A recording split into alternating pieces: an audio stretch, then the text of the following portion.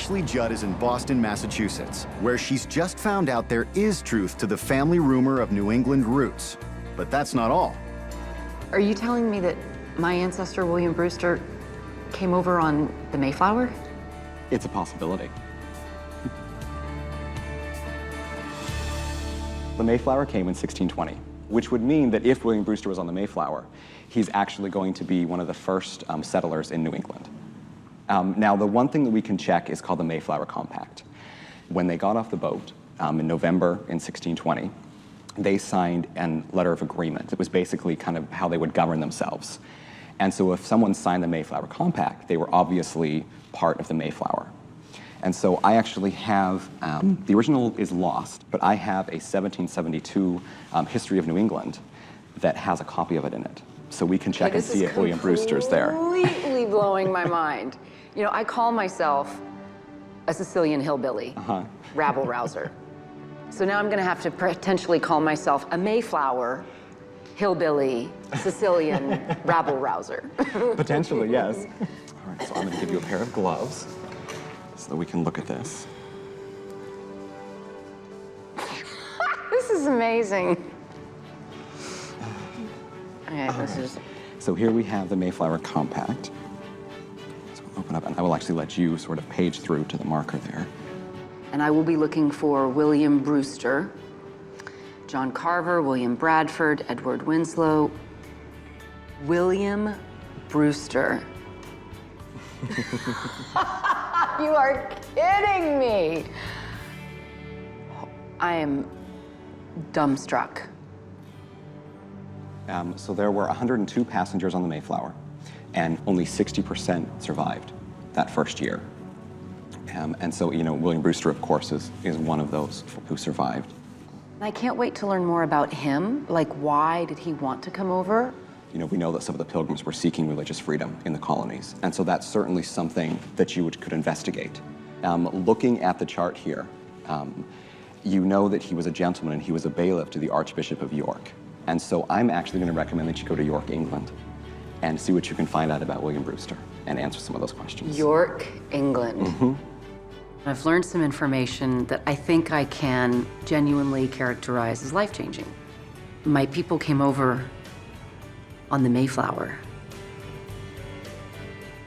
On the Mayflower. To my complete amazement, I'm on my way to York, England. I'm especially curious to find out why William Brewster would have left his homeland to sail on the Mayflower. Many of the people who sailed on the Mayflower did so seeking religious freedom. You know, and how did he make the decision to travel on a very perilous journey with no guarantee of anyone surviving? That's a huge risk to take.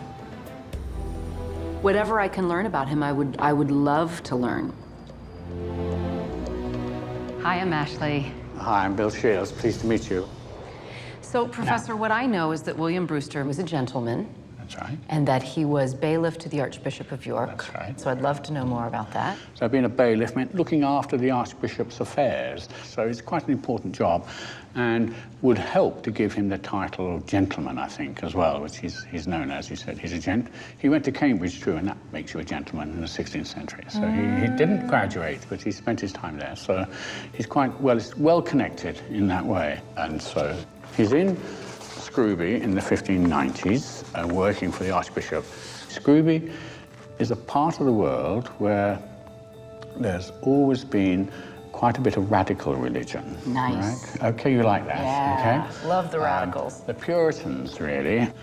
And although he's the Archbishop's bailiff, Brewster is attracted to this, especially for its emphasis on preaching and on the biblical message. So it's quite disruptive socially and politically as well as religiously. So I have an ancestor who was disruptive socially and politically. You do. This does not surprise me. You do, you do. He's a central figure in this group of Puritan radicals around the area, and that's when he begins to get to the attention of the authorities. By 1607, he's summoned to a court headed up by the Archbishop. Here we are. There's William Brewster. Oh, Okay, this is pretty difficult to read. I'm going to now look at the transcription. Office of the Lord against William Brewster of Scrooby, Gent. Information is given that he is a Bowanist? Yeah, Boranist, a Brownist. Yes. A Brownist? Brownists are separatists. These aren't just radicals. These are people who think the Church of England is irredeemable and not a church, and they want to separate completely from it. The Church of England was founded in 1534 when Henry VIII broke away from the Catholic Church. In the years that followed, England was marred by religious discord. By the early 1600s, the Brownists, a separatist group, were gaining notoriety by openly criticizing the morals and ethics of the Church of England. Now, William Brewster is summoned into court. But he did not appear. Then the Lords Commissioner aforesaid, on account of his manifest contempt, Further decreed an attachment or summons, ooh, That's right. should be issued for the apprehension of the said William Brewster. He is in trouble with the law. Trouble. That's right. This is really serious. 2 weeks later, the court reassembles, and they're anticipating William Brewster to face his charges. Alongside another of his associates. So we've got here the court, there's a meeting here in York. An attachment was awarded to Mr. Blanchard to apprehend them, but he certifieth that he cannot find them, nor understand where they are. So they've gone into hiding. They've gone into hiding. That's when the trail goes cold. So does William Brewster show up on any records back in Scrooby ever again? No, he doesn't. No, he doesn't. That's it. That's all we know. So he's like a religious refugee. He is exactly what he is. He's a refugee. Wow. All right? But the obvious thing for Brewster to do would be to leave the jurisdiction of the Archbishop of York, because once he moves out of that jurisdiction, they've got to start a whole new process from another jurisdiction, so he buys him time. I think probably the other great centre of radical religion in Lincolnshire is Boston, and I think probably that's your next port of call. Boston, Lincolnshire. Boston, Lincolnshire, yes.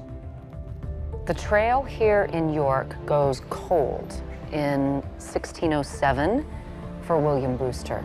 I'd like to see if he was able to find refuge in Boston, England. I know he doesn't leave on the Mayflower until 1620, so there's still a lot of story to track down for those years before William Brewster set sail. I'm heading to the Boston Lincolnshire Guild Hall, which is a source of history for this area, to see if they have any information about William Brewster's time here.